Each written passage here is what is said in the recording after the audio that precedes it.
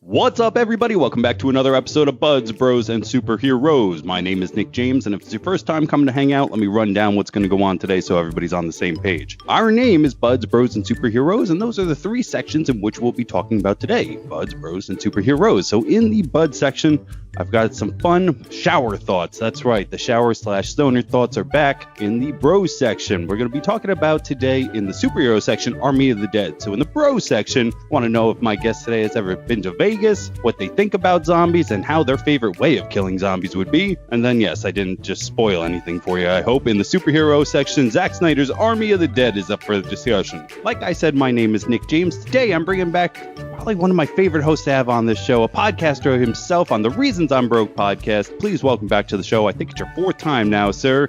Daniel from the Reasons I'm Broke podcast. Hey, everyone. Thank you so much for having me back. For being a theme as we get later on to the review section, we're going to that's going to be more shower or stoner thoughts when we get to Army of the Dead, but I'm really excited to discuss that with you, Nick. Thank you so much for having me back on. There's nobody else I'd want to talk some Snyder movie cut with than you, or Snyder movie with than you. Sorry. It definitely is a Snyder cut. They let him do whatever he wanted, and I'm excited to talk about it. That's true. I didn't even think about that, but it just came so long with saying Snyder and cut right after it that I almost forgot that they're not just one word. Yeah. Stick around for the whole episode because we're about to have a lot of fun on Buds, Bros, and Superheroes. We could start that off the way we always do, which is entering into the Bud section. So this section is usually for travelers of the green. Since, Daniel, you are not a traveler of the green, I figured we'd go back to the shower thoughts that are sometimes the stoner thoughts. I know that you've had fun with those on the past before. I think they're really good today. Awesome. Let's get into them. So the first one, unfortunately, has to start with my own little kind of thing going on here. I have a mouse in my house. I don't know. Yeah, I don't know if I let him in. I got one of those magic meshes for the back door, so the dogs can come in and out as they please. You know, it's basically a sheet of a screen door. Mm-hmm. And I don't know if I let him in or not. Now, I saw him once, and unfortunately, I don't want a mouse in my house, man. Can you understand that? Do you want a mouse in your house? I don't, but I almost feel like I'd rather switch spots with you, because here in Florida, we have, they call them, I think they call them like, they're giant roaches. That's really what they are, but they call them palmetto bugs down here. And those get in your house no matter what you do. So it's kind of like I'm tired of seeing those giant things, especially since I'm afraid of roaches. So I'm kind of like, I'd rather have one mouse in my house than giant ass roaches that sometimes come in from outdoors. Yeah, fuck that, man. I like how they tried to like spice it up though. Like, no, they're not giant roaches. It's a palmetto bug. Even that like sounds nicer. Like when Kelly first told me that, I told her palmetto bug, and I looked it up on Wikipedia, and Wikipedia says it right there, in the roach family. I'm like, they're fucking roaches just because they come from palmetto trees. It's a goddamn roach. And they fly. They fly, Nick. No, like, no. I lived in Illinois for years, and roaches did not fly up there, and they were tiny. Here they fucking fly. Fuck that. Second it, giant fuck that, man. I'm not saying I'd burn down my house if I saw one, but I'm definitely not there with just one mouse. No, yeah. So what's the mouse doing? Are you finding like mouse droppings and all that? Is it chewing through your wires or anything? Nothing. I've only seen it one time. I was, unfortunately, in the bathroom, sitting on the toilet, as vulnerable as a human being can be, if you ask me. And all of a sudden, he just pops his head around the corner and then leaves. And I was like, all right, that's fucked. So I'm hoping he left out the door that I left open, but I highly doubt it. So now I have mouse traps set up, unfortunately. Because I'm not a fan of killing anything. But again, I don't want to live with a mouse in the house. Right, of course. My question to you in the first shower thought, for anybody going, what the fuck are we talking? I thought we were. Do you think that all mice see rat traps or mouse traps as giant guillotines? Because I haven't seen the fuck since. So now I'm wondering, like, of course I haven't seen them. If somebody set up giant guillotines around my neighborhood, you probably wouldn't see me either. It could be. I think after so many years, that's something I've thought about too, of so many years of these pests seeing these traps, they must eventually learn, like, okay, that's biologically, they start learning that's a thing that will kill me after so many of them end up dying. Kind of like roadkill. You start seeing squirrels be a little more cautious around the road, and I don't know. Yeah, they probably see them as traps. If they had their own court system, like you said, they could be guillotines. You know, they could murder their own murderers. I think we got to come up with more clever traps and different ways to fool them. For sure, because now I haven't seen them, and I'm just like, That makes sense. I would see less of me if there was traps around. It's fucked up, but hopefully he just left. Like I said, I really hope down in my deepest core that he just left. He found his way in by accident and he left on his own accord. Well, if you spot him again, you may have to get those ones that are like the sticky pads. They're awful. They're the worst because then you got to put the animal away yourself. But hopefully he left on his own. That's what the exterminator said. That just shows you what a big pussy I am. Is like he gave me all the sticky traps. And he said, use these. And I was like, why? He's just going to stick to him. That's fucked up. Like, he'll starve and squeak and stuff. And he goes, yeah, until you step on him. And I looked at him like, what the fuck is the matter with you? Why would I just go, like, I was like, no, sir, I'm way too squeamish for that. I'm not stepping on a goddamn thing. No, no, can't do it. Won't do it. Won't do it. Exactly. Yeah, fucking A. So the next shower thought here is, have you ever thought of the fact that the quote, go to bed, you'll feel better in the morning, is just the human version of, did you turn it on and back off again? It does work out. It really is. It's true, though, because I feel like if I have a shit day, I can go to sleep, wake up the next day, and it is like a new start. And some people have like this 2.0 thinking of, I can restart my day at any point in the day. And I'm like, well, I'm not there yet. I don't know what kind of mental jujitsu you have to do to get there. But I would love to just restart my day in minutes at a time if needed, especially when I'm at work where I can just pause and I'm like, all right, fresh start, let's go. But it does work. Every morning I wake up and I'm like, all right, it's a new opportunity. I woke up. That's something to be grateful for already. I didn't have a heart attack in the middle of the night. So let's go. And I subscribe to that thought. Me too. Yeah. Have you ever seen, what was it, Pineapple Express? No, I never watched it. There's a part, it doesn't matter. They're in high school and some high school kid says, time to suck today's dick. And I wake up just like, all right, guys, time to suck today's dick. Same thing of just like yesterday, kind of maybe it sucked, maybe it didn't, but today is today, and just kind of do you and do today. And I definitely agree with that. Now, I do have to ask though, if you didn't have to sleep, if there was no physical requirement to, do you have like a certain skill or hobby that you've been trying to get to that you're like, oh, if only there was more time, and then you'd get to during your sleep time? That's probably when I would play video games or do a little bit more reading. The things that I used to do before I had Leo, that's my son, and I would do all of those things again. But I've also thought of it where even if I had all of that extra time, over a period of time, I would fill it up with more hobbies and more things to do that it would then not be 24 hours would not be enough time for me. I feel like we all do that, or at least I do. If I get a little bit of free time, an hour or so, I use it to do things, and then I suddenly don't have time to finish doing that thing. So I feel like I'd be screwed either way, but I'd still put it towards video games or reading. Nice. I really want to learn American Sign Language. I think I'd do that at night. That's a good one. Yeah. I don't know. Or another language. Yeah, exactly. I want to learn a different language, and I don't know why ASL came up, but I think doing it with the hands would be fun. It always looks expressive, because they use their faces to speak. They use their hands, their arms. It's always fun to just watch them as opposed to listening to the person, just watching them go all out, especially if they're really good, because they also express the emotion that the speaker has. And you'd have to kind of learn that too. Yeah, agreed. It's funny that you brought that up. I was watching an old episode of Hollywood Babylon, and they had somebody signing for somebody in the crowd. And when Kevin and Ralph noticed, they were just like, oh, man, the rest of the show is screwed. I'm just going to watch this guy the rest of the show. And then thought of every dumb/gross, obscene thing to say, like, go sit on a dick, you cocksmoker. And then they just watch him do it. And they're just like, look at what he's doing. I know when they don't have a sign for that word, they spell it out. So I'm assuming they have to spell out a lot of those. Yeah. Poor guy's hands. He was fucking tired after that show. I guarantee it. Probably. Next up here is, have you ever thought that the Olympics should have a for fun section at the end of the game so athletes can try different sports? It would be more entertaining to watch, that's for sure. I mean, not that the peak of human physical ability isn't great on its own, but just like you mentioned, for fun section, we can get the general audience involved of, let's try to see the runner swim across that pool and just kind of watch the weirdness of like, all right, well, they're definitely in their sports for a reason. What about you? What would you mix up? That's a good one. I don't know. Anybody who does gymnastics, I'm sure, could probably hold their own in a lot of sports, because gymnastics looks hard as fuck. I don't think I could take a boxer and make him a swimmer as much, though, or some shit like that. You know what I mean? Yeah, like the gymnast would be more versatile on everything else. I would think so. Now, the one that I kind of tag this up with, because I find all these online, but this one is mine. I think I want to tag this up, and I think they should really do this. I'm not even fucking kidding. I think in every event, they should put a normal person, if you will, into the event so you could see just how super athletic these people are. It reminds me of the early days of American Idol, where you would have all the terrible singers at the start. And then when you had a decent singer, it would make them look even like better compared to everyone else. So that's kind of what that reminds me of. It would probably be a huge hit. You can make just that part of it a show, just an Olympic athlete and then a bunch of regular runners or a bunch of amazing athletes and then one terrible runner.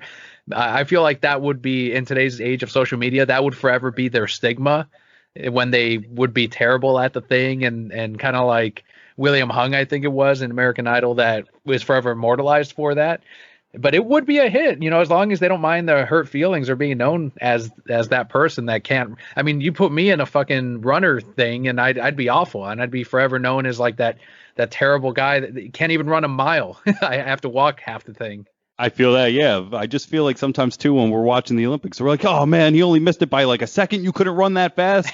And then you'd see the guy who's like, all right, I'm still going. And it's like, all right, no, that's pretty hard. So maybe, no, he couldn't do it an extra second. I feel like it would just really make us see these athletes like, wow, what they're doing is really hard. Because when you have all the top competitors competing, it's just like, yeah, they make that shit look easy. Again, like you said with you or with me, like put me on a pole vault, you'll see how hard that shit is almost immediately. Yep.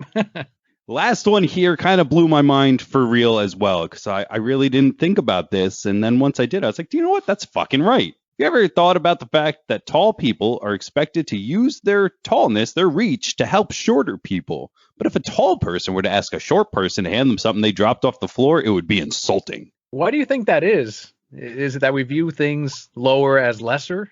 I don't know. I guess it's just because you can bend down. I can't grow up. Mm-hmm. But at the same time, like if you're really tall and shit, just get that. Me and my wife have this problem with the refrigerator. She wants to put everything on the bottom shelf, and I'm like, stop, I got to bend over too much. And I want to put everything on the top shelf, so I don't. It's not like she's got to reach anymore. It's just not natural for her to put something at eye level.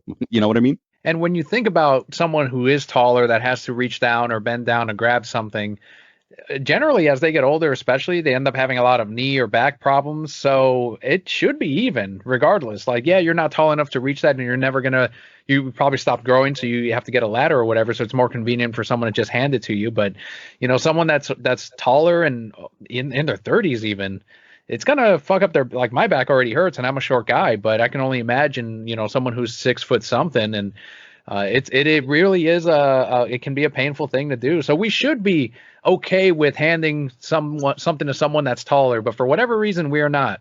Especially kids. Let's just get kids to do that. From now on, if anybody drops anything and they're under 12, you got to pick it up for the other person. That's right. Be of service, kids. If you're not working, do something. Do something, yeah, fucking A. Like Leo's got to start earning his way. I know he's only 3, but let's go. Come on, kid. God damn, dude, that time went so fast. He's already 3. Yeah, he's going to be 4 in October. Oh, that's amazing. But I've got nephews that I get to watch, but that's it. I don't know if I'll ever roll the dice with the dad game. Yeah, never say never, but I do definitely ask him, like, hey, can you pick that up? Or your drink's over there. Go ahead and go grab it. I'm at that age now where I'm starting to try to learn you can do those things. You can walk now. That was a huge deal, teaching you how to walk, and that's the gift of parenthood. You can now walk. Go get your water. Go get your crackers. I taught you how to do it for you to get me stuff. Go. That's right. Now you're starting to learn life, kid. I very much like those shower thoughts. What did everybody out there think of? If you have any answers, leave them down in the comments below if you're on YouTube. If not, you could tweet us, leave a face on the Facebook or some other things like that. You know how the internet works. With that, though, I think we can wrap on up the Bud section and go into the Bros section, where we're going to talk about Vegas and zombies. So right off the bat in this Bros section, sir, I need to know, have you ever been to Vegas? Never been, always wanted to go. Absolutely. Same. I really want to go. And especially, too, after this, my thing was always to say, well, what would I go there for? I don't drink anymore, and I've been to AC once, and I gambled once, and it wasn't, I don't have the urge to do it again. So what would you do in Vegas, Nick? And I looked up shit. There's a lot to do in Vegas other than drink and gamble. It never shuts down, right? Isn't it 24 hours? There's always entertainment, always something to do. Oh yeah, it's like New York City, if I'm not mistaken. It never sleeps. It's just going all the time. I know that the casinos are always open. That's probably what I would be doing. Yeah, a lot of gambling and really checking out all the shows. Were there any magicians in particular that you'd want to see, or any stage shows that kind of caught your eye? I've always been a Penn and Teller fan. I don't know if they're Yes. still there doing their shit, but if they were there, I'd like magicians. Yeah, I would go see a magician. Magicians both anger me and excite me. So I'm just sitting there like, what the fuck? And then half of me is just like, whoa, what the fuck? The other thing I'd want to do is called the high roller. They put a giant Ferris wheel, and it goes 500 feet up, and you can look at shit. And that, like, I would do that just to look at the Strip, the fountains at the Bellagio. Get to reenact Ocean's 11 at the end if you want. That's the one thing I would want to go to is, and I'm sure there's probably a tour of Hollywood hotspots of scenes. This is from Ocean's 11, or this is from that movie, this is from Austin Powers, and that'd be a cool tour just to see, almost like a mini Hollywood. That's exactly what I was going to liken it to. Yeah, that's amazing that you said that. I did go to Hollywood two summers ago, and we went on one of those things of just like, get in and we'll take you places. There's got to be the similar thing for Vegas where it's just like, and now look at this. That's the Street Express, the thing with the LEDs all atop the cross. You know what I'm talking about? Yeah. Yeah, here's that, and here's the fake Eiffel Tower, the Welcome to Las Vegas sign and shit. Like they have to have stuff like that. The one thing I'd be cautious about, though, is anytime I see crime, really just huge crime videos, it seems to take place in Vegas. When I used to watch Cops, the Vegas ones were always insane. So it's one of those things where if you're going to be out late at night, there has to be a ton of crackheads, prostitutes. And I feel like a place like Vegas probably cares a little bit less because it's known for what happens in Vegas stays in Vegas. I'd be watching my back a little bit, though. As much as I'd be having fun, it's not a place I'd want to be drunk or out of my mind at because I would easily get into trouble. Yeah, the first CSI was in Vegas, and that's the most I've ever learned about Vegas was through that show. So not in a good way. So I would tend to agree with you. Just like we should watch. I believe Las Vegas' middle name is actually Debauchery. It's Las Debauchery Vegas, if I'm not mistaken. Wow. I could be wrong. I mean, it sounds right. It's fitting. So up next, to kind of go into the zombie, that's the zombie genre, a word I just kind of made up as I slurred them together. Are you a fan of the zombie genre originally? Like before this movie came out, were you going to see this because you see everything zombies? I'm actually not, and I hadn't even seen Dawn of the Dead, which was his first feature film. And it's just not a genre that caught me. I've seen the first 2 episodes of The Walking Dead, which took the world by storm. People love that show. That's all people would talk about at the comic shop about 8 years ago. But I don't know. It never caught my interest. And I don't know if it's because of the survival aspect that never really got my attention. But if you put a director on any type of genre, no matter what I think about it, but I like that director, I'm going to see the movie. And how about you? Were you a big Walking Dead guy? No, I fucking don't like anything about zombies, to be honest. It's funny that you brought up the other Zack Snyder. Before I really knew that I was a Zack Snyder fan, I was a Zack Snyder fan. I saw that Dawn of the Dead, and I think that fucking version is amazing. I don't know if it's because it personally satisfied this weird need to run around a mall with no supervision, because I was going to ask you at one point in here, where would you hunker down? And my answer is the fucking mall. I'm sorry to break ahead, but like it just was such a good idea in that movie. And it's just something that has stuck with me in my mind. But that's really all. I think I got through maybe the first season of The Walking Dead. Somebody was like, you got to sit and watch it. And like just made me watch the first few episodes. And I was just like, okay. And never felt the need to go further at all. What do you think fascinates people about it? Do you think it is the fact of like just this world that you can go anywhere at? Or is this weird underlying obsession that we might have of, you'll go to jail for life if you kill someone else, but in this fantasy world of, yes, they're zombies, but they're killing people and finding all of these weird creative ways to kill all these people. I don't know. What do you think it is about that genre that captures people's attention? I would say that you hit the nail on the head in both senses of, A, we could just do whatever we want. Like going in and out of the store, like I said with the mall was again my biggest thing of like imagine going in and jumping on all the beds. Yeah. Or going to the Hot Topic, FYE, GameStop, wherever you get your Funko Pops. Like for me, I can open every single Funko fucking Pop. I have them Yes. all of a sudden, and just doing all that stupid shit is great. And B, as sadistic or as sick as it seems to say, yeah, I do think that people enjoy the fact of like, you mean I can kill somebody and nobody would get mad because it's a fucking zombie? That'd be fun. Right. It's not really a person. It's kind of a monster thing. So they're not in control of themselves. Let's kill them. Yeah, agreed. And I think the other thing that kind of puts that out on Main Street is a funny version of the zombie, and a movie that I actually do like is Zombieland. Okay, gotcha. That's with Woody Harrelson, right? And Jesse Eisenberg, Emma Stone, and the little girl from Little Miss Sunshine, whose name I can never remember. But they put a fun spin on it. You know, they go to Bill Murray's house. We're speaking of Hollywood. Imagine going in and out of all the Hollywood starlets' houses. Oh, yes. That'd be a good place to hunker down. A fucking mansion. Yeah, it would. So they go there, they see Bill Murray, they drive around, they go to an amusement park. I think doing all those things, yeah, there are really gross zombies in that movie, but they show you the fun of a zombie apocalypse. And yeah, I think people just not having to get up and go to work is something that just fuels so many people. Like, I could quit my job and maybe I'd find my boss as a zombie and fucking hit him with a hatchet or some shit like that. And if my boss is listening, that's on me, sir. I'm not a survivalist at all. I'm not one of those guys that's like, I've got my shed out back that has my supplies in case anything ever goes down. I've got my ammo. I've got my guns. I'm not that guy. So I know I wouldn't make it long in a zombie apocalypse. But I when you ask the question of where would I hunker down, long term, yeah, you'd want to go somewhere underground where you have supplies that you can live off of for hopefully a few years. But realistically, I would take the path you would of like, let me just go somewhere fun because I know I'm not going to last long anyway. And then once I'm done, let it be by my own hand. You know, that's just, and I think that's most people. I don't think most people have like that survivalist thing of I've got a plan just in case, and I'm guilty of that.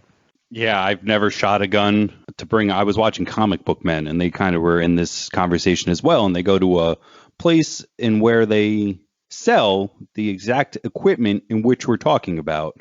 Not exactly for zombies, but a post-apocalyptic kind of situation. And they got to the point where they have a toilet seat that fits on a bucket. And I was like, that's where I'm done, guys. Like, I'm not going to shit in a bucket. Like, I'm just not good at that. I'm not made for a lot of things.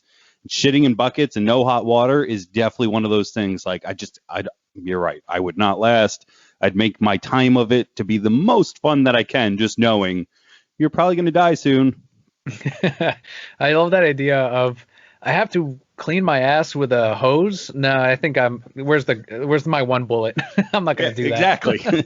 My line for that kind of shit is just so small. I told my wife too, and I said, I love you, dear, but like, just so you know, if anybody was torturing me, the amount of torture is small. I was using Listerine. And there was a time where she was spitting in the sink, so I couldn't. So I had to hold the Listerine for an extra, 10 seconds. And I was like, oh my God, this is agony. I spit it out and I said, if anybody's ever torturing me, the limit is so low. All they make me do is gargle with Listerine. I'll tell them where the fuck you are within seconds. So let alone a zombie apocalypse happening. Again, I have to clean my ass with a hose. Nah, I'm good, guys. I'll see you guys later. Fuck off. We're goners. Yep. So we talked about the hunkering. I think that was great. Again, a mall, maybe go to a big city, find a mansion. That would be fun. The last question I have in here, if you are in this world and you had your zombie killing weapon of choice, what would you think you'd go with? Do you think you'd go with guns, katanas? What's up? So I gave this a lot of thought. I wouldn't go with anything that involved ammo because a gun is useless if you don't have bullets. I mean, you can pistol whip someone and whatnot, but those things will break over time. So I would immediately not use any guns. I wouldn't use anything that needs sharpening either. And I know maybe that wouldn't be the hardest thing in the world to do, sharpen an axe, which I almost picked as my thing, or like a sword, which swords could break. So I wouldn't go with a katana. But if I had to go with something sharp, it would be an axe. But I ended up landing on a sledgehammer. And yes, it does leave me open if I miss. But if I'm making it long enough to where I'm good at using the sledgehammer, it's versatile. I can push zombies. I don't have to hit them with a thing. I can push them back. It's got reach. It will, if I need to, I can just hold a zombie back with it. I don't need to sharpen the thing. And if I need to, I don't know what you call the metal piece at the very end, I feel like I couldn't break that easily anyway, but if I need to replace it, I can put something else that's heavy on at the end and use that as a sledgehammer. If I'm surviving months at a time, I'd be physically stronger, so I'd be able to swing the thing and not struggle too much. I can burst zombie heads. I can take their legs out, especially if they're rotting corpses anyway. It's not going to need that much to really keep them from walking towards me. I'd go with the sledgehammer personally. What about you? To be honest, man, I also had an answer, but fuck it. Your answer's better. What was yours? Let's hear it. I was going to go with, for the Walking Dead fans, I am at least versed enough to know, with a Lucille type of weapon. Now, those who don't know, it's a baseball bat with the nail sticking out. At my point, it's kind of become cliche in the zombie movie, but I like it as well. Same reason as you. I've never fired a gun, and B, I would run out of weapons. Or not weapons, bullets. Mm-hmm. So I could not agree more with that. I don't know how to sharpen a katana, so I'd probably end up fucking it up. But what you said at the end there, dude, like, you can't really break a sledgehammer. And if you do, the bottom part is probably not what's broken. You just got to go and find another hammer or another, handle. Mm-hmm. Like, you're not going to break a goddamn sledgehammer over a zombie's face. It's just not going to happen.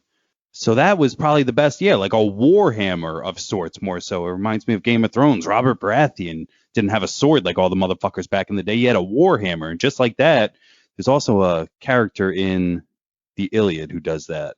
But anyway, yeah, dude, a giant fucking hammer with something heavy at the back. Because like you said, too, even if I miss their head and I hit their foot, it's not going to hurt them because they're zombies. But all of a sudden, they're not walking as fast. Now I get my second bite at the apple to bring this shit down on their head. And yours wasn't bad either. I almost went with a bat as well. The only thing that kept me from, because it's faster at swinging. So if I miss, I can immediately swing backwards as well. And if it's a situation where, like maybe in the Army of the Dead, you have fast zombies, then you're really screwed. If I'm using a sledgehammer, I'm screwed, because as soon as I miss and that sledgehammer is down, they're going to jump on my shoulder or whatever, and I'm a goner.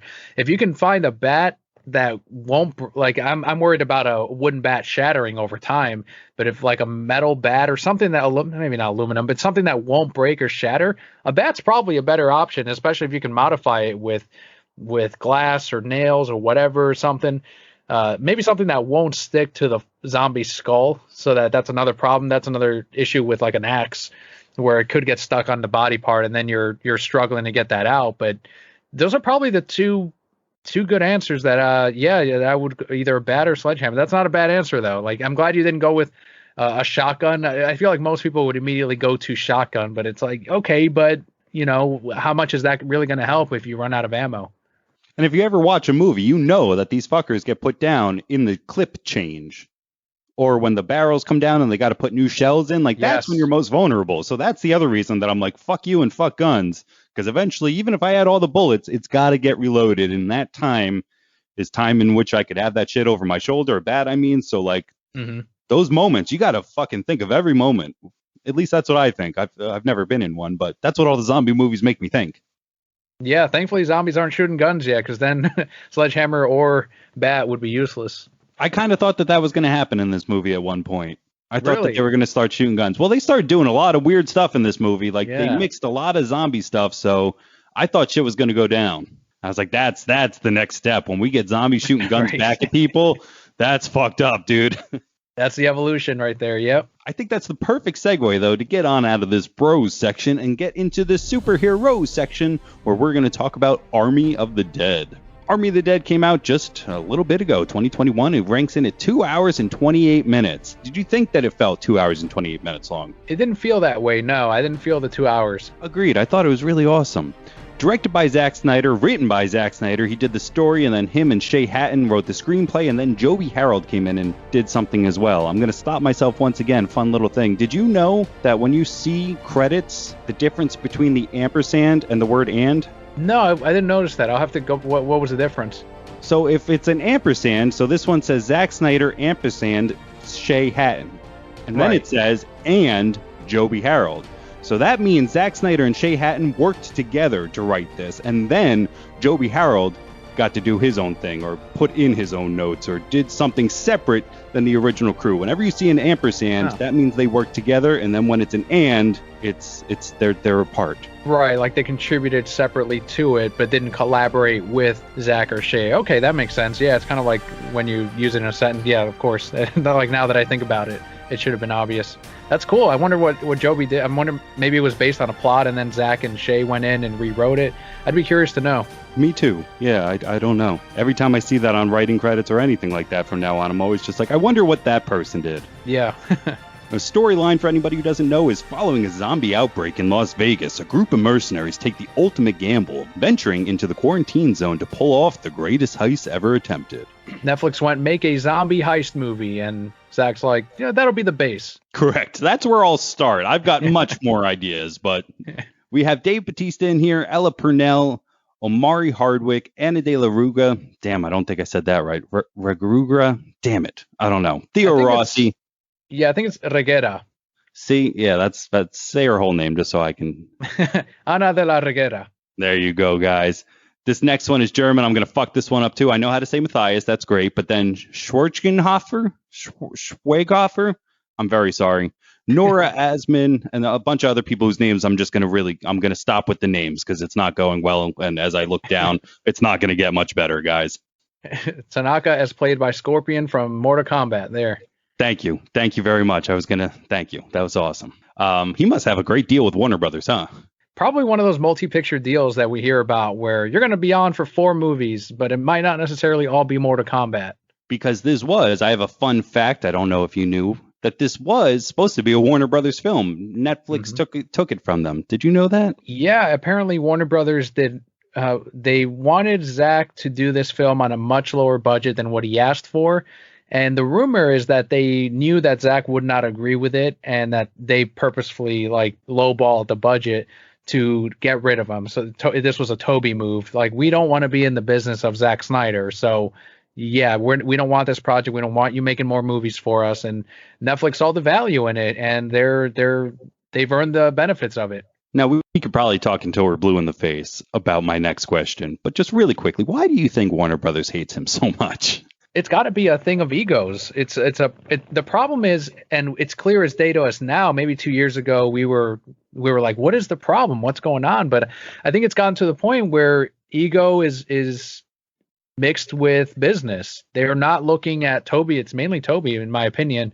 He's not looking at what's going to make the company money. He's instead looking at his hurt feelings and will not accept that maybe he was wrong about the direction that they were going in. And doesn't want to admit that because it might make him look bad and it might cost him his job when his contract renewal comes up. It could be a number of reasons.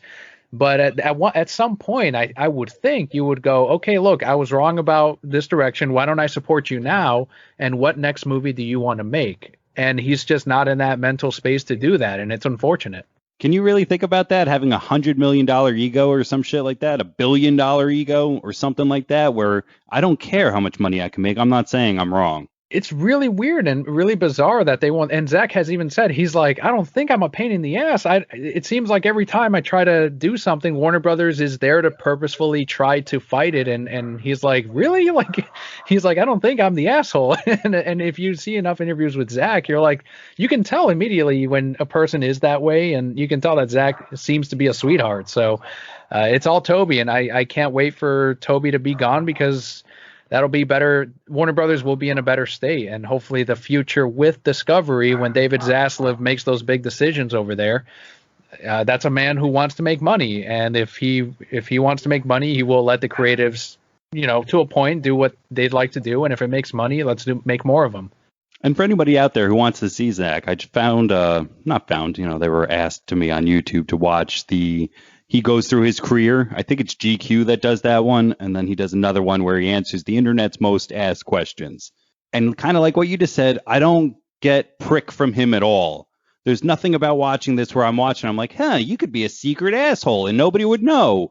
He just genuinely seems like a really nice guy. And the quote that you said even that I like too is like, he's sitting there and he goes, I don't think I'm a pain in the ass.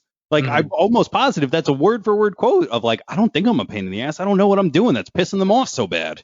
It sucks. It's too bad. But it's like I've said before, if he does his whole career outside of Warner Brothers and never touches another DC character, I won't blame him. And I'm just happy that for him to do what he wants to do and where he feels he'll be happy at. So wherever that may be, I'll fully accept if he never touches another DC property. Well, he was definitely happy here because not only did he get to direct and get to write, he was also his own director of photography. Did you happen to see the extra feature of him talking about that I on did, Netflix? and it was Yes. amazing. Him with all the lenses, and he's like, I bought this lens off of eBay, and it does this. And I was just sitting there like, wow, he really loves this shit. Like, oh, Zach, go. You're having so much fun. And yeah, he's like, when I'm behind the camera, it could be like 30 feet away and I'm over. No, right now I've got the shit on my shoulder and I just say, hey, do this. And then I put that shit back on my shoulder and I'm directing again. Like, it was fucking fascinating. I like that in the moment kind of directing. That's what I always thought it was, you know. And then as I grew up and I started to see just dudes sitting behind the thing going, all right, go. I'm like, oh, I always thought that they were like there and doing stuff. So I love that. If I was ever going to make a film, no, I'm not even going to say it that way. When I make a film, because eventually I fucking will.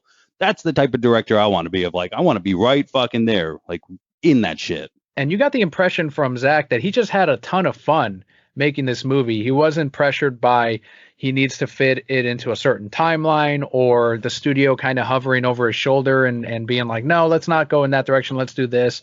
They gave him his 90 million and they're like, we just need a movie at the end of it and we'll put it up on Netflix. And he's like, all right, great. So I can use any lens I'd like. I'm going to mess around with this. I'm going to have fun with the actors, and the budget's going to be, it's a nice and healthy budget. So we're going to have these amazing green screen CGI recreations of Vegas, since they can't actually film there, and then we're going to make it post-apocalyptic. And he just got to do what he'd like, and I feel like that's something he needed after everything that went down at Warner Brothers. You can, even watching the film, you can just tell that he had a great time doing it, and you can see it in the actors' faces as well.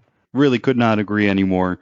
I think that's also evident in him doing what he wants, because it opens up in a very strange way, if you ask me, but in a great way, a way that I never would have thought a movie would start. And spoilers out there are going to start right now for anybody, but the entire movie is predicated on Roadhead.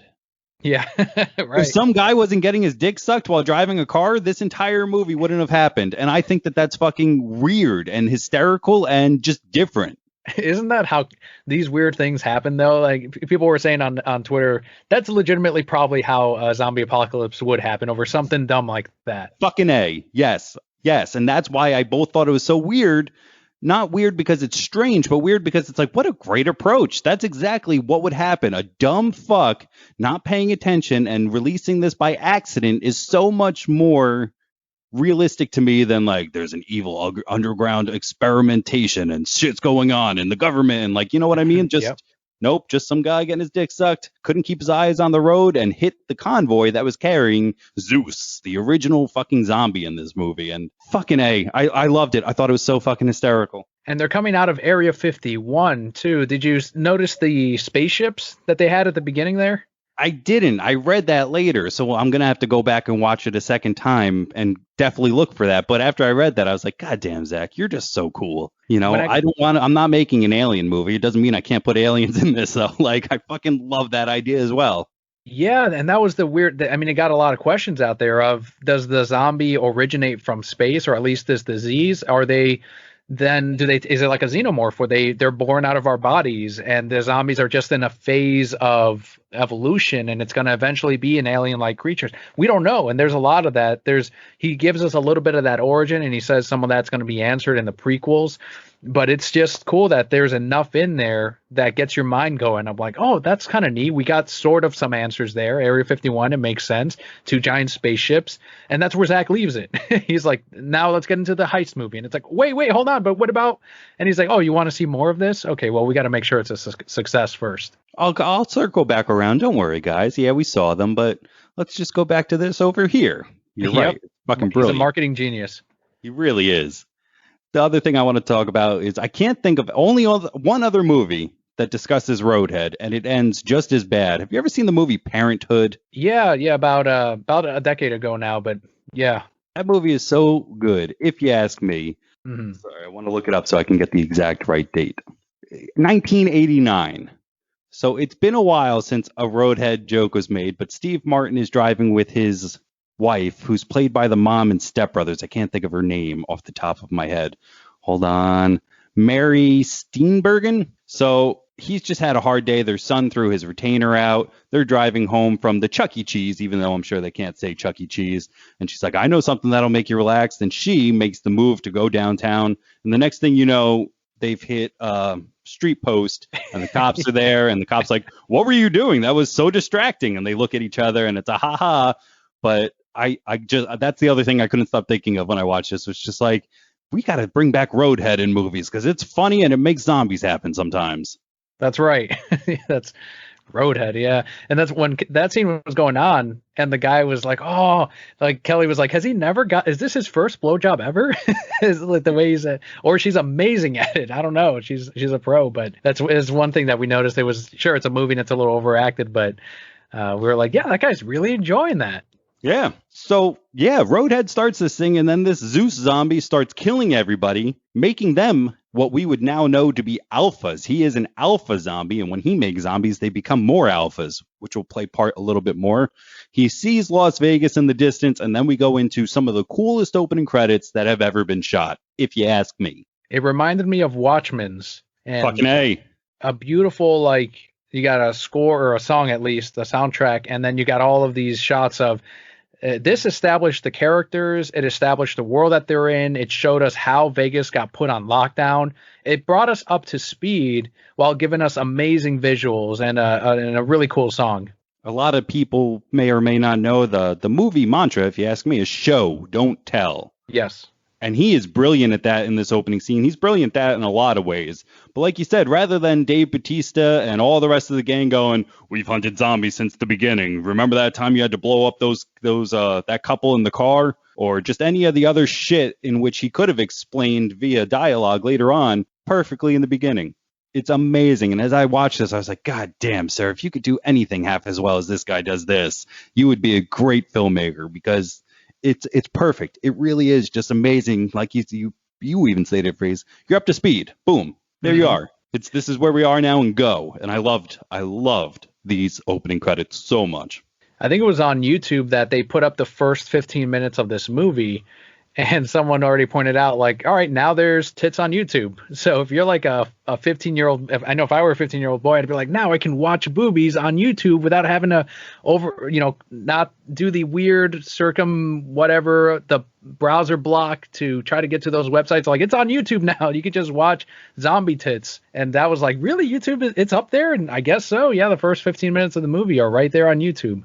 Yeah, I didn't even think about that. That's fucked up. I'm surprised they're letting that happen. Weird. I don't know if it's like a Netflix, like as long as you agree that you're over 18, you can watch it. And I wonder, too, if those are just, this is such a weird tangent. Do you think that those boobies are makeup, or do you think that they're bodysuit boobies? Are they even real boobies? Maybe that's how they get away with it. They've got to be real, right? Fucked if I know.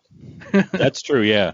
That was another great thing of just taking all of these Vegas iconography. So we mentioned we've never been to Vegas, but the idea of a Vegas showgirl and what they look like is in my head. Mm-hmm. Then to see a zombie one is like, oh, that's cool. And then to see, Vegas is another place. What are you going to see when you go to Vegas? A fucking Elvis impersonator. Mm-hmm. You're gonna.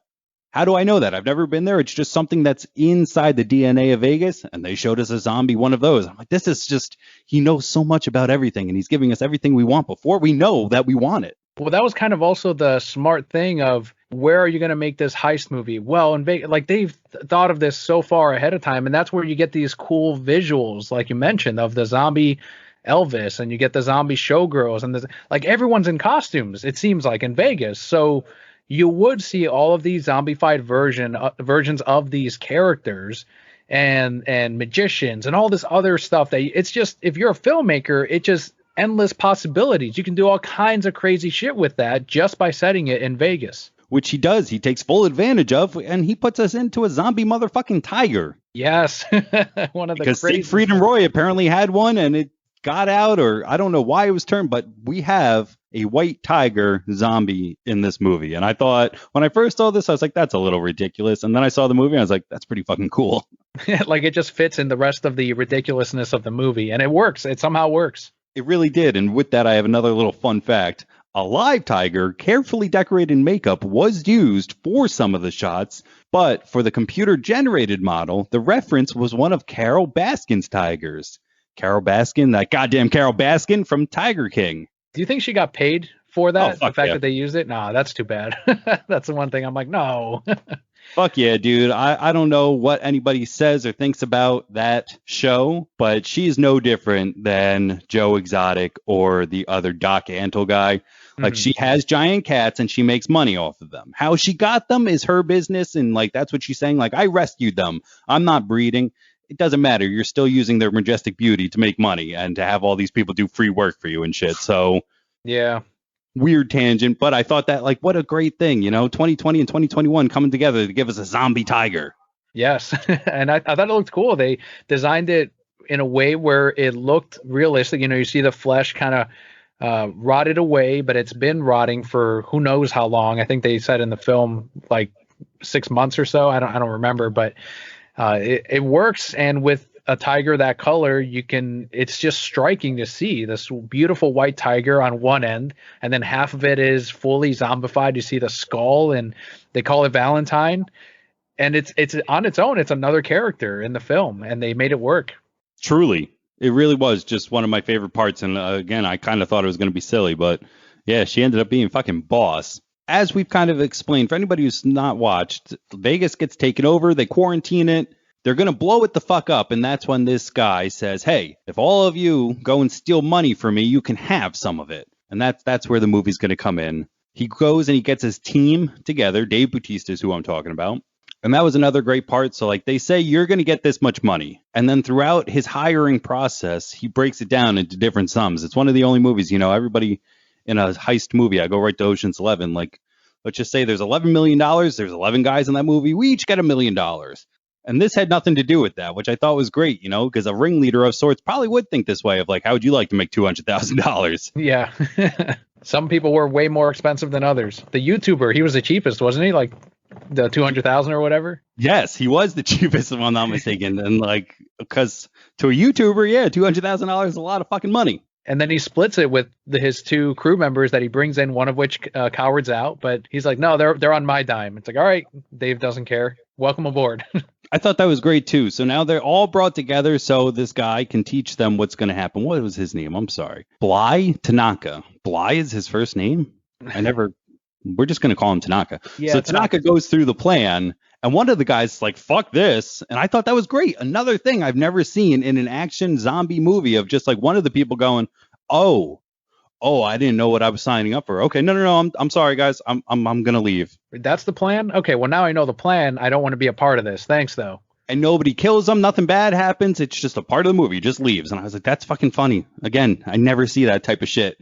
And it's something that you'd think you'd see a lot more. And I almost expected, I don't know if it's like a trope, but I'm like, oh, one of the Tanaka's hench guy is going to go kill him now but then I'm like, wait, why would it matter? If he tells other people that they're going to steal this, who cares? People in the camp could do a full lockdown, but it really didn't need to be addressed. No, that was the part that bothered me the most out of this entire movie was the character of Martin played by Garrett Dillahunt. I need to ask you, are we led to believe that in every movie that we watch that there are no movies?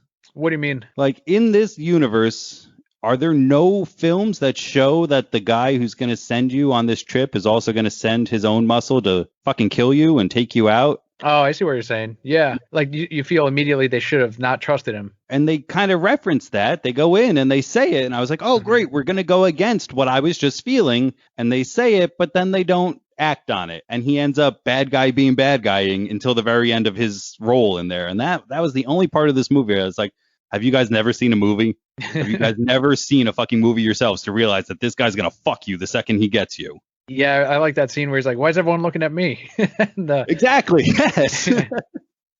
But yeah, you're right. Dave didn't end up doing anything about it. They kind of split up. They focused on the vault, and then he went off with Coyote. And that's sort of where he gets separated from everything else, and he gets his. But like we expected, and Zach said he wanted to make the tropiest of tropes when it comes to the zombie genre, and sure enough, he betrays him. That's a good point. Yeah, if you are going for the tropiest trope, that was the only one that seemed really over the top of just like, and we'll get to why, another reason why in just a second as we kind of go through the story.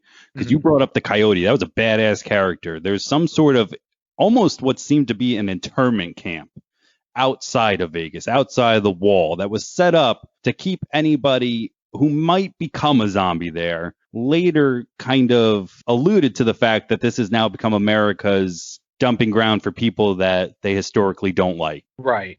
one of the characters, like, they advocate for gay rights, they get sent there. Or if they do this or that, they get sent there. So it's not just a place for maybe zombies. We have kind of found out that it is an internment camp for all intents and purposes. It's definitely not a place that you want to be, especially when you have people like Theo Rossi, who was playing Burt Cummings, walking around. God, that guy is so good at being an asshole.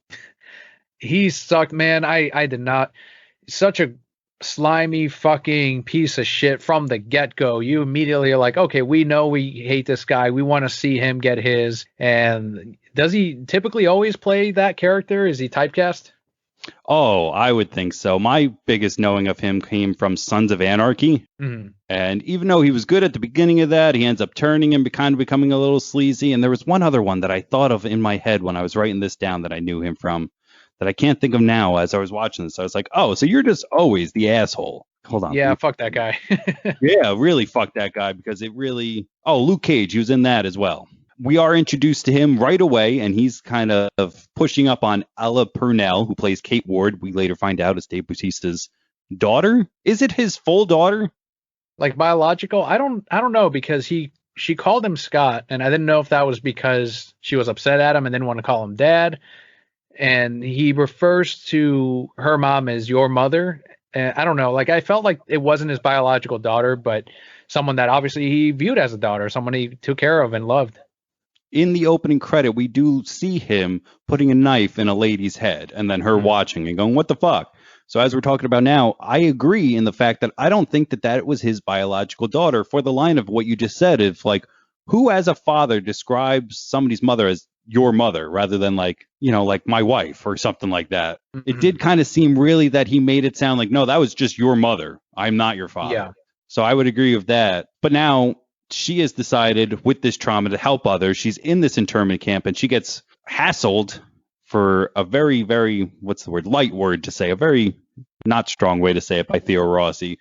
And like you said, we basically have that interaction to realize that he's a dick, and when he gets his coming ups, that it's going to be good, because fuck that guy. And when they used the little temperature gun, I was like, and I know they filmed this, I believe, before we had the COVID shutdowns and everything, but it was just kind of like, oh, this is kind of weird, because we did have that. Very poignant right now, yes. So, yeah. So that's going on outside of Vegas. Now these people have to break into Vegas. When they show up there, Ella is like, hey, this lady who I like might be in there, so I'm coming with you. And Scott's like, all right. That's the one. Yeah. All right. So plot wise, Kelly and I both agreed on this, my wife, that if you really cared about these kids, because she mentions that she helped raise the kids that were, I think the character's name was Geta, that she helped raise them. And she's like, but, logically, just plot wise, you would think, okay, well, I'm going to take care of these kids then, and I'm going to help some way or somehow. We're going to get out of this, or at the very least, I'm going to watch over them while we're stuck at these camps. But instead, she decides to also possibly get herself killed. So now the kids are left with no one in the end if she dies. So it was kind of a weird thing. Like, I get she did not trust her dad to go and find their mom. But that wasn't, to me, enough motivation, if you really love these kids, to leave them to go find their mom herself. Yeah, only two people in this world love these kids. One of them's gone, and I should abandon them to go find her. I don't agree. I do agree in the fact that I don't agree with that logic of just like, what the fuck kind of thinking is that? Yeah, and I understand the bit with Dave, because she's like, well, if you don't let me in, I'm going to go in there. I'll figure out a way in, and because I've been here longer than you have. And I'll just make it on my own, and I'll probably die. So either that, or you bring me with, and you can watch over me personally. I understand Dave Bautista's part of it, but hers of wanting to leave, that one I didn't buy. Agreed. But they all go in there, and they have this side character. We mentioned the Coyote. She works or doesn't work. Like, what is she doing? What is she doing before the movie starts, actually? She is taking people into Vegas, and it seems like they are taking money from the slot machines. I think that was mentioned at one point, and that's how they're able to, because they've done it in the past. If you get about $5,000, you can buy your way out of the camp. So she's helping other people in the camp do that, because there does seem to be some kind of noble thing to her character where she mentions the rapist, accuses him, and she's like, I've seen what you've done to these women. She probably watches over some of them herself, but it sounds like she also wants to get people out of that camp and help them out. And I'm assuming she gets a cut of it at the end of the day. That makes so much more sense. I am so much happier with that. Maybe I just looked away. I didn't hear correctly, but I was very confused at why she was like, money. I knew that, but where the money was coming from. But that makes sense. Yeah, I'm going to help you get into Vegas. You steal a bunch of money, buy your way out, and give me a slice, and see you later. Yeah, okay, that makes sense. And But she sticks around to help others. Yeah. yeah, that's fucking brilliant. And she's the one. I'm sorry, I'm jumping all over the place. Hold on. Now that we have the team assembled, we go into Vegas and we learn that there is a hierarchy of zombies. This was my favorite part of the movie. I love the fact, because they call them shamblers in this movie.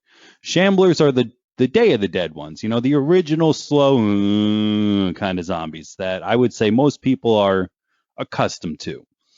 Then we got sprinters at some point. I think maybe like 28 days later was the first time I saw a sprinter. Those are the really fast zombies. And then sometimes as a zombie genre, it would seem as though the director or the writer had to make a choice. Are they going to be shamblers or sprinters? And this is in Zach's genius of like, why not both? Mm-hmm. And then why not origin, two? Yeah, have alphas, ones that are a little bit smarter, people that are calling the shots, and they are just that, they're people. I loved this part of it because now as we enter into Vegas, this Coyote girl is like, listen, they do shit different here, and we have to give them a sacrifice of sorts. And that's when we get Burt Cummings, a.k.a. the rapist weirdo from the internment camp. He gets shot in the leg, and the queen comes and takes him off. And I love that. And that's when we first see the other alphas in there, because we first got to see Zeus in the beginning and kind of understand that there's a culture to this land. It's not, as she says, this isn't a prison to them. This is their kingdom. They've established themselves. And for the most part, they just kind of want to live there. They want to do their own thing. It doesn't sound like they were trying to get out of Vegas. Zeus was perfectly happy and starting to raise a family, as we're learning later. But they're kind of doing their own thing. And if you're going to walk in their kingdom, you're going to have to pay something. And, hats off to them that they even did that, because they could have easily just gone, no one's allowed in here. You're dead. But they're like, no, if you want to add to our army of shamblers or alphas, then great. You can spend X amount of time in here. And it seems like there is a limit, because the queen later comes back for another sacrifice and it's not there. That's also another brilliant point of like, this is their kingdom. They're not trying to leave, because we have figured out that some of them are smart enough and they're definitely powerful enough. 3 shipping containers isn't the tallest thing in the world. You could definitely climb those things, but they don't want to. I think you're right. I think that they're happy there and they're just like, fuck it. They built us a wall. This is great. We're our own country. I'm pretty sure America is also like, Las Vegas is no longer part of the USA. Right. They denounced that part of the world. So yeah, I think they're happy as fuck. And one of the things that you had pointed out of like, we get both the shamblers and the alphas, and you made them work in this world. And I kind of wanted to see that, but when they first get in there, you see all of those shambler bodies kind of dried up and laying there. And Coyote says, you should see it when it rains. They come back to life for a little bit. And I'm like, oh my God. So like they dry out over time and they just lay there and they never really die. They truly are the undead unless you destroy their heads. But she mentions like, if you get a little bit of rain, they start moving around, and it's just like that image creeped me the hell out. I don't know. It's the only part. It's not a scary movie, but that idea got to me. And kind of going back to what we were talking about earlier, we don't see it happen, which is something I assumed was going to happen. When all else fails at the very end, well, they can't get much worse. And then you hear a storm cloud. Yeah. Is what I thought was going to happen, or some shit like that. And we don't get it, which at first I was like, well, that's kind of why put it there if we're not going to do it. But it's the same thing as the aliens, if you ask me, of like, oh, we'll get there. Mm-hmm. Don't worry, guys. I'm just laying stuff. I'm laying down tracks. I know you can't see where they're going right now, but don't worry about that, because I got some fucking plans. Yeah, very true. So I hope later on we get to see that. You had mentioned these alphas creating their own culture, and that was great, because one of the things that you see in there at the very beginning is that Zeus goes to his queen and puts his ear to her tummy. It's basically saying like, oh man, there's a baby in there, and he's happy. Yes. He's a happy zombie. And that's another thing. I don't think since I Am Legend, because if I'm not mistaken, that movie had him capture a zombie and like it was somebody's mate, and that mate just wanted the zombie back. Right. I think. I'm not 100%. It's been a while since I've seen that. It's been a while. But it was small. Maybe it wasn't even a big part of it. Whereas that's the whole relationship between them. We know it from the get-go of like, that is like, she's not called the queen because she's second in command. Like, she's the king's mate, the king's spouse, the king's partner. And they got a baby in them. I thought that was, again, another weird thing of just like, go, Zach, go. And you see affection towards one another in their weird zombie, almost animalistic way. And he fucking made us care about that shit. Like, fuck, now we care about this zombie relationship. God damn it. Part of me is also rooting for them now. Of course I would be in a Snyder film.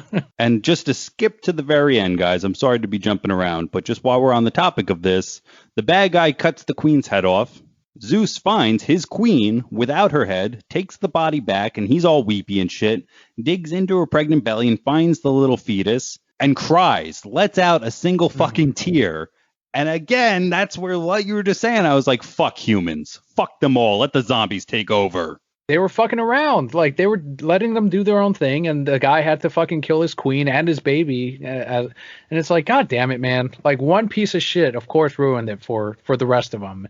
None of them had that in there. They didn't want to go after him. They didn't want to fuck with him. They just want to go into the vault, get the money, and fly out of here. But he had to fuck it all up. And I'm like, you know what? Go get him. Like, fuck that guy. And I don't blame you if you want to kill the whole crew of them. Agreed. This guy has her head, and he thinks that he's going to go and get out. But it brings us back to Valentine really quick and what we were talking about a little bit earlier of why this works so well. The tiger ends up killing the shit out of the bad guy, and it's gnarly. Like, it's really, really good looking. Going back to the little documentary, if you're watching the show on Netflix, you can also find the 30-minute making of, where they show the actor who plays this guy, Garrett Dillahunt. Like, they wired him up and stuff, and like when you see this guy thrashing, it's really him getting thrown around via wires, and I thought that was awesome. I thought that whole death scene was both very terrifying but awesome. And I'm sorry to keep just being a broken record of the fact of it's just something I've never seen before. The actor wanted to do those himself, and it makes me like the character a little bit. I'm like, all right. He cared enough about that role to where he's like, well, I want to do those stunts because that'll look better on film. And Zach's like, all right, cool. And he gets like a 2-minute death scene, and I'm like, fuck yes. As a viewer, I'm like, get yours. You don't need to die quickly. We need to see you suffer. And sure enough, he does. That's what was great too. Yeah, it just kept going. I was like, oh, eventually he's going to kill him. And he just kept throwing him around for a while. And I was like, this is fucking gnarly. Keep going, Valentine. I was rooting for the tiger for once. I was like, just keep going. And then the way he bites off his fucking face. Yes. So brilliant. So gnarly. So disgusting. Oh, I loved everything about that fucking guy getting dead because he really did suck. And we expect that out of a zombie film. And he gave us gore. He gave us blood, a ton of it. And some of it was practical effects. Some of it was CGI, but it all worked. Going through it, so I don't know if I mentioned or not, the reason that they have to go in and steal the money now of all times is because we're going to blow up Las Vegas, we America. So we're going to drop an A-bomb on it on the 4th of July. Which then later becomes a plot point of like, some people didn't like that, so we're going to move it up a day. So now this time heist or this... what's it called? Not a time heist. This heist movie now gets sped up a little bit by the time window shrinking by 24 hours. Now they've only got 90 minutes to get out. Politics at work. It's realistic. You know, people had an issue and they're like, all right, well, we're going to change that bombing plan. And I agree with the fact that is true. I don't agree with most of America going, don't do it on that day. Because I unfortunately don't think too highly of the majority of Americans. And I feel like over 50% of them been like, oh, that's a good idea. Blow it up on 4th of July. Big fireworks. Boom. Yep. So the fact that there was such an outcry for this to them have it changed, that was a point where I was like, no way. No fucking way, dude. If anything, we'd have people coming from all over the country to get as close as they can without being affected by radiation to come and watch it. While tailgating and shooting off their own fireworks. Like, this would be a sea of redneck dummies just coming to watch it. There's no way that they change that. But I get for the reason of the movie, you know, make it even more suspenseful why they did it. But no, that was the part where I was just like, I could see the legions of trucker hats coming to like, oh, we're going to watch it blow up. It's going to be a good time. I'm guilty of it, though, because when they have the president say, well, I thought it would have been cool and a good idea. Kelly's like, that would have been your president. You like that president, don't you? I'm like, it's kind of true, though. I mean, it is on the 4th of July. You know, it'd be the biggest firework ever. It really is. So that was funny as fuck of why they're going to do that. The time kind of speeds up. We have to get to the vault even quicker as we're going. And the one guy who I haven't talked about at all, who I think was my favorite, was Dieter, played by Matthias Schweigerhofer. Sorry. He was the safecracker, and he was also the funny guy, which I didn't have a problem with because we don't know anything about him. I think we were talking either when we did King Kong or when we did Mortal Kombat. You know, like having characters be funny because they're there and need to be funny didn't work for me as much. I don't know much about Kano, but why he was the funny guy just rubbed up against me the wrong way because he's the Mortal Kombat fighter. I didn't think any of them should be funny. That's just me. Whereas this guy, knowing nothing about him, every time he said something funny or he was quirky, I was like, oh, that's because he's quirky. Yes. Yeah, it worked naturally. It didn't feel like they inserted a joke into the script because they needed to have a lighter tone or anything like that. It just worked with the character. And Zach's usually a little more subtle with his humor. And in this one, you get some moments, of him like screeching and when a zombie would get nearby and all that. But there were no cringy lines, if that makes any sense. Like there wasn't something in there that was like, oh, and you roll your eyes. It all worked with the character. Agreed. He was both scared and excited all the time, like anybody would be. There's a point where he pops a zombie and he goes, oh, you didn't think I was a zombie killer, motherfucker. Now look. And then the guy looks at him. He's like, all right, sorry, I might have gotten a little bit too loud there. You're right. It just all made sense for the character and for his arc to go through it. Because when we first meet him, too, he's in this meeting with Tanaka as he's explaining, and he raises his hand and asks dumb questions. But at the same time, like, I'm that guy who's like, I'm going to ask a question that's going to seem dumb, but at least I'll have an answer. You know, like that kind of, maybe it should be this way is like, no, it's done that way. You know what I mean? I do that at work all the time where I say, listen, this is going to seem fucking stupid, but I have to be positive rather than have that 1% where I will probably fall in error. And I also love that he and Omari, like as soon they established that at the beginning, where Omari was his character was constantly annoyed by him and rolling his eyes at his questions. He's like, we're bringing this guy, and Dave's telling him the whole time, like, look, he's a safecracker. He's not one of you guys. He's not one of us where we kill zombies and that's what we do. We need him to get the money. None of us can open that safe. And I love that they eventually ended up becoming like the best of friends throughout their little journey here. And it worked out where you took these two opposite characters and you give them a little bit of time in the vault and suddenly they start relating to each other and seeing the value in what they each bring and respecting each other to the point where one sacrifices himself for the other. And that was my favorite relationship and two of my favorite characters in the movie. A relationship that I enjoyed more than Dave and his daughters, actually. Oh, fuck yeah. Oh, fuck yeah. That relationship was definitely better than anything I had going on there. We do cut. The zombies get in. He thinks, I'm sorry, let me get their names. So Dieter thinks that, what was the other guy's name? Vanderho. Vanderho, I guess, yeah. Vanderho, thank you. So Dieter knows that Vanderho is going to die. So instead of letting that happen, he sacrifices himself, pushes him into this vault, and dies himself. And it's great because this guy who, quote unquote, wasn't a hero, wasn't one of them, as you said, was the best of them in a moment. And it was great. That's one of the characters that I keep seeing online on Twitter and people that I talk to in person. They love Dieter. That was one of their favorite characters, if not the favorite. And it's cool to know that he's directing that live action prequel and also directing it and will be starring in it as well. So we're going to get more of that character. Fuck yeah. I didn't know that. The only problem that I had with his character, or with the movie, I guess, is that they kept trying to pretend like he wasn't in really great shape. Like, I get he wasn't as jacked as Vanderho, but compared to me, like, that dude was in great shape. They kept trying to hide his bulk, but they put him in a shirt at one point where his biceps are tight in it. You know, he does not look like a slouch or somebody who could not do. That guy looks like he could do 50 push-ups just because I told him to. You know what I mean? Yeah, he didn't look like your traditional safecracker. You know, glasses, maybe out of shape, older probably. Yeah, and I get that the actor's in his 40s, but he looked like they were trying to make him like one of the youngest in the group. And yeah, you're right. He was very much looked like a fighter. Looked like he belonged in there.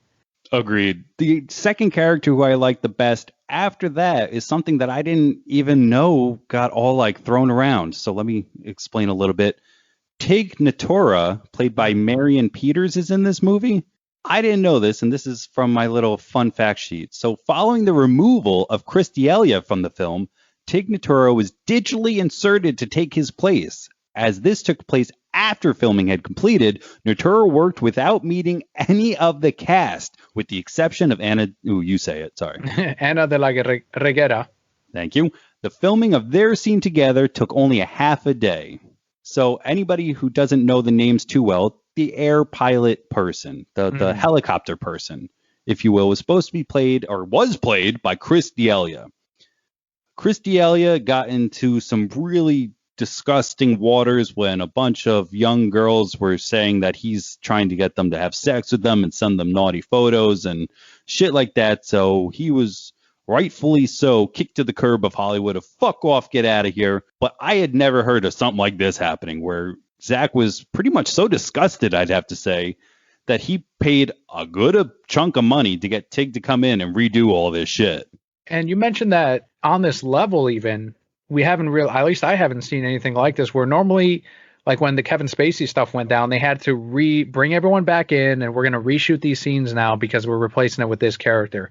But in this case, they shot Tig's scenes and then they digitally inserted her into the film, and they didn't have to do any extensive reshoots for that, which I guess tells us the level of technology we're at. And unless you had told me, and I was specifically paying attention and watching Tig's character the whole time and like looking for like, oh, maybe right there is where I can see the flaw in the shadows sort of right there. I didn't notice until like I didn't know which character it was. And now that I'm watching it a second time, I'm trying to point out like, okay, so Tig's not really there. Like now that's in my mind, but otherwise it was seamless.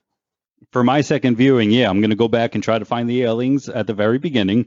I'm going to go to try to view of how good this is because I didn't notice it at all. You really could not have convinced me of it as I was watching it that one of these people is not here. Now, when I go back and I think of it in my mind, I was like, oh, yeah, she was alone on top of the building with the helicopter a while. Like that was probably really easy to do and different things like that. I noticed, oh, yeah, she is a little bit more alone than everybody else. But there's got to be a point where they're all standing together, and I'm just going to look for that of just like, oh, I think I see it. Maybe it's there or some shit like that. But I think you just commented on like, wow, fucking technology is amazing. And ended up being a good replacement because I know that's another character that I hear a lot about. People ended up liking Tig a lot, and one of my regulars at the comic shop was like, I'm not a fan of Tig because she's a comedian. I'm not a fan of her comedy, but she was good in the movie. So it was a success overall. I'm going to look her up. I didn't know, like, I think that it's also funny or ironic, or maybe it was a choice that because Chris D'Elia was a comic. Right. For the most part, he did some acting. And from what I read, too, he did some acting in that You show on Netflix where he played a kind of child pedophile. And it's like, oh wow, what a stretch. Yeah, exactly. It's like, wow, none of the casting directors is like, he's hitting this really well. It seems very strange. Well, the casting director is amazing. But I thought it was not weird, or I don't know what I think of it, that they were like, rather than just any other actor or actress, they were like, we need another comedian for this role. Yeah, I guess it needed to be that someone that could nail the lines of your comedic timing, and who else but a comic. Yeah, good point. Because that opening scene of where they get her it was one of my favorite things maybe ever written, of just like, all right, we got this heist. Like, I'm in. It's like, you don't want to hear it? It's like, no, my life fucking sucks. Anything to make this better. Like $50 million or however much she was offered, like that will change everything. So fuck this. Like, yeah, I'm in. And like, I feel like I'd be at that point too. If there was a town full of zombies of just like, yeah, I'm tired of working. I'm right. Tired of all this. I'll go and do it. That was the other favorite line too. Of like, I'm guessing you need me to fly a helicopter. Like, I'm the helicopter person. So yeah, don't worry. I'm in. I'll fly the helicopter. That's what I do. Yep. And that's what she did. As we go through, we do lose a lot of people, and kind of to backtrack of the one thing to keep going on this Garrett guy. If you would, once again, I'm so sorry, say Maria Cruz's actress's name. That is Ana de la Reguera. They're in this scene underneath a building where zombies are hibernating. Again, another great, brilliant thing of like, I've never seen that. Way to go, Zach. Just throw everything in there. And she gets separated. She's got to start killing a bunch. And when she's like trying to kill them silently, that was a great scene. Eventually, she realizes that this guy who she thought was going to fucked her over. And we think we're never going to see her. She does this great action scene of jumping through a window like 10 feet away from everybody else. Right. And they don't go and help her. Yes, yeah, that was another on my second rewatch. That could have easily been fixed by literally putting more bodies there, like just a ton of zombies that would have been outside in that hallway too, or something like that. Because then they could have been like, oh, that looks no, that's like 1,000 zombies that are now swarming her. But there was literally maybe 5 in between them and her that could have, if just 2 of them, or even the guy that the YouTuber had just blown a few of them away. We know he's a good shot. She would have been fine and would have gotten out of it. They're like, no, she's gone. Let her, leave her. No. It's like, no, there's 2 zombies on her right now. We can, no, all right. We could do something. We can, but they don't. And all right, let me put that on the back burner. Fine. Maybe there was more than what we saw. Whatever. The fact that her dying breath wasn't, hey, Martin's an asshole. We were right. That's the part that really stuck in me, where she's like, run. It's like, of course they were going to run. True. Why are you going to tell them to run? That they were going to do that regardless. Like, for me personally, I'd be like, he's a dick. It's exactly what we thought. Kill him. And then boom, I'm dead. Yes. But that was the part that drove me out of the story even more than like them going, she's in danger over there. We should probably run away. Right. But all in all, I get it. It's a movie. We have to get from A to B. And if we had stopped there wouldn't have been parts in between. He wouldn't have gotten the head. Then the king wouldn't have come for her. And Zeus wouldn't have been there and all that stuff. So it had to happen. But agreed, if they had just put like 10 zombies in between them and her, it would have been like, all right, this looks a little bit more dangerous. Mm-hmm. Yeah, and it definitely is not a perfect movie, and that's one of the issues I had with it as well. Just that one scene. So now she's dead, the YouTuber dies, the bad guy dies, Coyote dies, almost everybody's dead. The only people to get onto the helicopter are Dave Bautista, the Scott Ward, Tig is flying it, and who else was in there? His daughter and Geta, because they end up getting Geta. Agreed, but when they leave from the first place, is it only the 2 of them? Or when did she? Oh, no, because, all right, I'm confusing myself. Excuse me. I'm sorry about that. When they leave initially from when Coyote has her head and she drops it, was there anybody else with them, or was only Coyote and Dave meeting up with Tig at the beginning? Yeah. Or at the top of that building to fly to the other building? Right. I think that might have been it, because, or maybe his daughter, because he goes back and it is just him and Coyote, and then he goes back to try to find his daughter, and that's when he runs into the Alpha, into Zeus and his daughter and Geta, and he brings them back to the helicopter. Yeah, I think it was just him and Coyote. That's crazy. So during I don't even think they have any money. The entire thing has just gone to shit. They're trying to get out, but now his daughter is so keen on fighting this Greta lady. She goes back to the hive, where then again Theo Rossi as a zombie attacks her because he still can't get that out of his head. She kills him, of course. That was a great moment of watching his head explode. Like, fuck that guy. Right. But then, yeah, we get them all in the helicopter. It's the 4 of us about to leave, and then the A-bomb goes off and pretty much kills everybody else in the wreckage of that, with only Ella walking away from it. Do we even see if Greta makes it? I don't think she makes it. No, there's like one shot, I believe, and it's not focused on her, but you just see like her head, like eyes closed, and that's it. And you see Tig definitely dead, but I seem to remember there was like a very brief shot of, as the camera's panning, you can kind of see Geta just laying there, and it's like, all right. That's one thing that I saw a lot of people also bring up of, if we had just gotten a nod of like, oh, she didn't make it either, okay, and that would have been something that people would have not been as confused about. Agreed. Yeah, either way, just let me know. I just want to know for my closure of the movie, whether or not, this Kate Ward is going to go back with a small pile of money. It's probably, still $50,000, which is not a small amount of money, but compared to the however many millions they were she was promised like 15 million or something like that, because Dave Bautista was going to give his daughter all of it to try to say, sorry, I killed your mom, basically. But she only gets a little bit of it. And the movie of that story pretty much ends with her having to kill Dave Bautista because he's been bitten. And that scene was a lot tougher to watch than I thought it was going to be. I kind of saw it coming the whole way, but she acted the shit out of that, this Ella Purnell. Yeah, she did nail it. And I don't know why we got so attached to Dave's character, because at the end of the day, it is just a zombie heist, but I guess we relate a lot to him or sympathize with the fact that he's trying to mend this relationship. Whether or not we're dads, it's, we all understand that, trying to mend something or trying to make something work or trying to make amends in some way. And that's what he was trying to go for. And he's doing this primarily just for his daughter. I think he would have been fine not keeping any of the money if she didn't want to open this food truck, and just knowing that she's going to be okay, he would have been fine with that. What a great pull too with the food truck, 'cause that's another thing. As the movie's going on, he's pitching her food truck ideas. Then at the very end where he's like, I got it, and he's dying, and you think that it's going to be something pointy, he goes, lobster rolls. Right. And as someone, I agree that Zack Snyder's not really big into humor. He puts it exactly where it needs to be, and this was the exact place it needed to be, in my opinion. I thought that comedic timing of the line, of the sentiment of all of this guy, in my opinion, not wanting to leave the last thought that he has of his daughter being sad and funny or sad and fucked up. It's him just doing what they always did, in this short amount of time of the movie, but like just going with another idea and just trying to make it a normal thing rather than a sad thing. I don't know. I thought it was beautiful, though.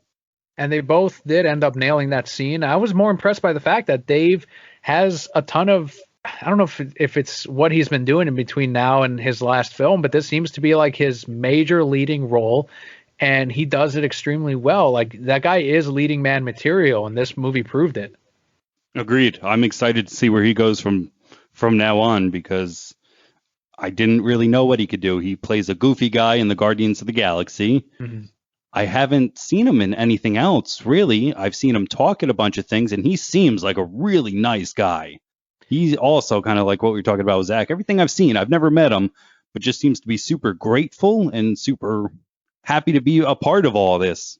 I've seen him play like the muscly, like hench guy, or the boss battle, if you will, like in a Bond film or in Blade Runner 2049. He plays someone who tries to kill our main character. I forget the guy's name, but yeah, he always plays like that strong man that's gonna fuck up the room or the house, and he's the guy you fight, and he's super tough. But here he does this role where he is someone that is haunted by his past. He wants to mend this relationship with his daughter. He has scenes of himself crying and weeping, and he's got comedy under it, and he's got action. Like, there was no scene in there where I'm like, okay, he was a little weak there. He was strong throughout the whole thing. Agreed. The entire cast, I would even have to go on and say, top notch. There's not one person who I watched this and was like, really? Or just kind of felt, well, I could sniff acting all over you. I thought it was perfectly cast. Now that we're talking about how great Dave did, yeah, I really can't think of anybody who didn't do a great job.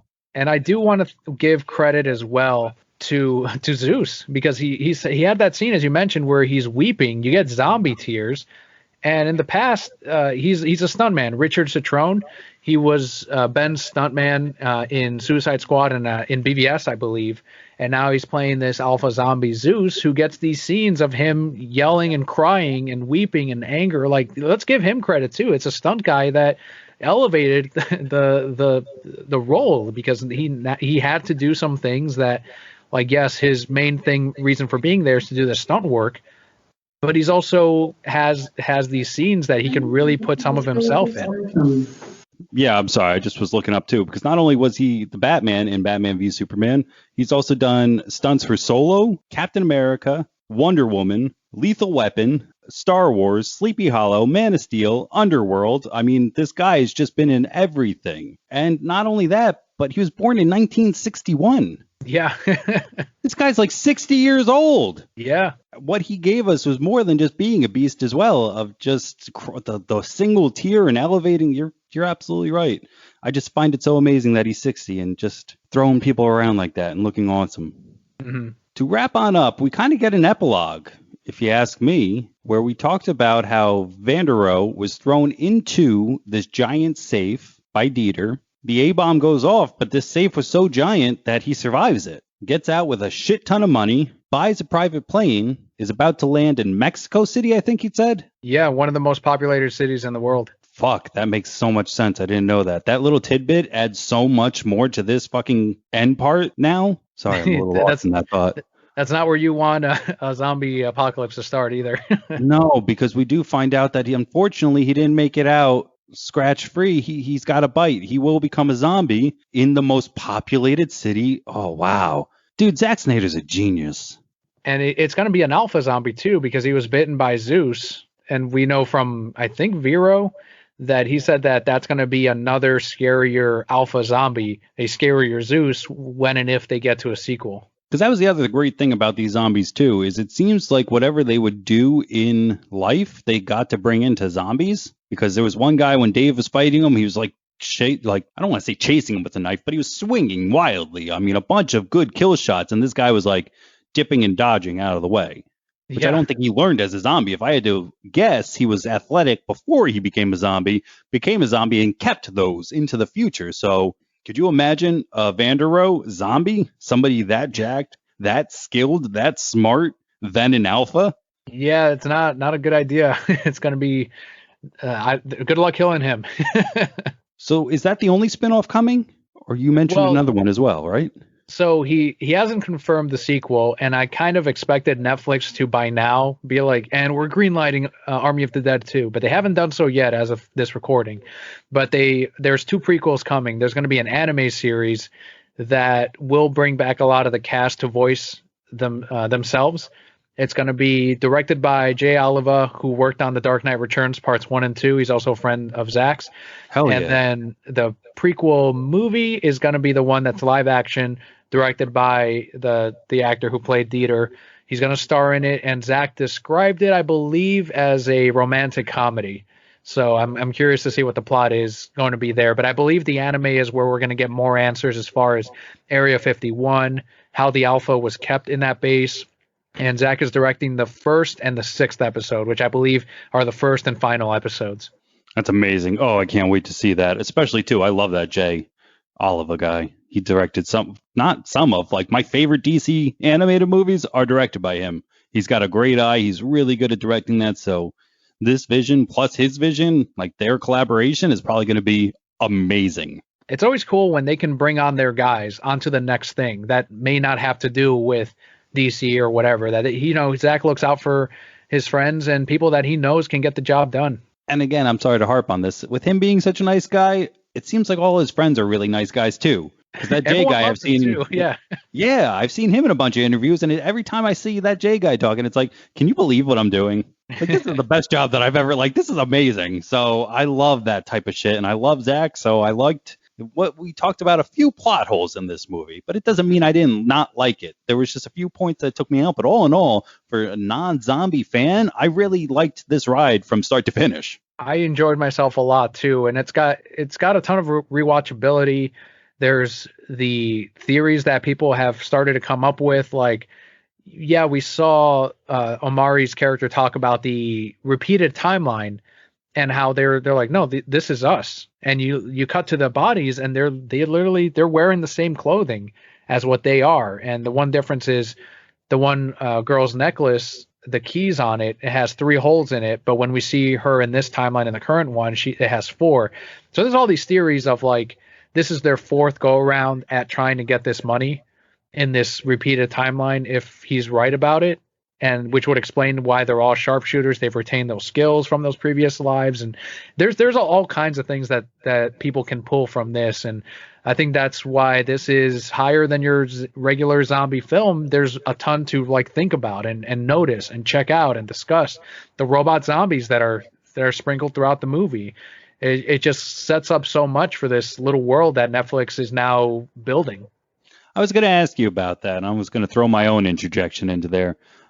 Are they robots? Did we ever actually see technology, or did we just see the glowing eyes? So we see the glowing eyes, and then one of the zombies that the YouTuber blows away when they're on the floor of the casino, the skull is metallic and silver. Shit, okay. And he was one, and you see, like, the glowing eyes, like, pop, blow up as well as he shoots them. And people had to, like, freeze frame it and slow it down to, like, really see. And I believe since then Zach has said, he's like, and he left it open. He's like, maybe it's the government putting in robot zombies to study them. We don't know, but we're going to answer a lot of that in the prequels. And I'm like, okay, cool. So at least it seems like we're going to get that answer. Because going back to the Zeus tearing out the fetus, that same hue of blue was all around the fetus. So my theory was, before I just found out that we did see a metallic skull, was aliens. I thought that was somehow alien blood or something to do with the aforementioned UFOs or something like that. But now that I know that it's a metal skull, that doesn't really flow anymore. But I did think that was weird when he took out the fetus. Like, it did have a bunch of blue glow around it for a little bit. It dissipated as it quote unquote died, but it was that was weird. I thought that was going to connect, but apparently not. Fuck yeah, I need this prequel. I need to know these answers now. Yeah, that's what I thought too. I thought that it was just their biology as they became alphas, that they had blue blood or glowing blood or whatever, and I would have been fine with that explanation. But the fact that they gave us like, oh, there's zombies or there's robots in here too, or cyborgs, whatever you want to call them. It's like, okay, so what really is that? And are the other alphas okay with working with them? Do they not notice it? Or there's just a lot there to still uncover. And uncover we will when they come out. I can't wait to talk more about this. I can't wait for those to come out for sure because, like I said, I like this movie. I like Zack Snyder. I like all the layers in here. It is much more than your average heist movie. It's much more than your average zombie movie. It's much more than a zombie heist movie. I thought it was great altogether. From your rating scale, we usually do grade letters here, but if you prefer 1 to 10, whatever you want to say, how would you rate this movie overall? I'd give it I guess out of 5, a 3.5, which would be what, a B plus. I think might be a C. I don't know. Might be a C. Yeah. So I mean, I'd give it a 3.5 out of 5 or a C plus, however you want to give that. It's not my favorite Zack Snyder film, but there was so much in here that I really enjoyed. The camera work was incredible. The use of that dream lens that people keep talking about I noticed it more on the big screen where I was like, okay, well, there's a lot more of this is out of focus than normal, than what he normally does. And then when you see it on your television in 4K or in high definition, I didn't notice it as much. I was like, okay, now I understand what he was going for and what the feel of this movie is. And that was one of those things that I kept seeing was a problem with it, but that I didn't have an issue with. And it was shot beautifully. The special effects were gorgeous. The makeup, all of that work that you mentioned, the acting was solid as well. It's just because of the plot points that were there. And I don't know if that's a byproduct of the fact that it is in the zombie genre. It's not something that I excuse any movie of. So that's one of the reasons why it's not something higher than a 3.5 for me. How about you? I was going to put it at the same exact place, maybe just a B, only because I feel bad giving Zach a C or something. I don't know. Right. It's weird, right? Because C is average, but it's not average either. So I guess that's not right either. Yeah, and the line of everything, is it my favorite Zack Snyder? No, I can't say it's my least favorite either, though. I don't know. All in all, I definitely think it's fun. If you have Netflix, I wouldn't say not watch it for sure. It's definitely a good time. But a B. I think I'd land right on a B. How valuable do you think this is going to be for Netflix to have moving forward, having this original, I guess, IP or whatever? Really good. I can't see them just exploiting it to the absolute max, especially with the two things that we talked about already have my attention. You know, the prequel is something in which I really am interested to figure out all the back knowledge. A romantic comedy with these characters, that sounds fine too. Break it off into as many pieces as you can, because I would want to watch all of them. I find it very interesting, like we were talking about with the layers of zombies. That's just something I've never seen before. So with how many different ways we can go, because what if we got a good zombie? We talked about how super strong they were and shit. All of a sudden we can have a superhero zombie maybe. Or at least a superhero on a leash or a zombie on a leash. I don't know. There's, in my opinion, especially with Zach just pumping out ideas, it could go in a billion different places. So I don't see why Netflix wouldn't sit down with a pen and paper and be like, all right, what next? What else are you thinking? And I'm glad that you included this in the superhero section, that we were able to talk about this on the show, because it does in many ways feel like a superhero film. You see Zeus wearing like that helmet, almost like a mask. He's riding on a horse. He looks comic, like something straight out of a comic book. Wears a cape. He wears a cape. Exactly right. And he's played by someone who's played Batman as a stunt double. And it's very fitting for it. They have superhuman strength. And it's really cool that people that enjoyed the same stuff that you talk about here every week, this is right there with it. It's right there with every other comic book movie. I think it's the perfect, maybe not every zombie movie can you put in that category, but this is one that would fit. Fucking A. The superhero aesthetic to it, the pacing to it, the action in it, it doesn't feel that much like a zombie movie all the time. It does have that high action to it.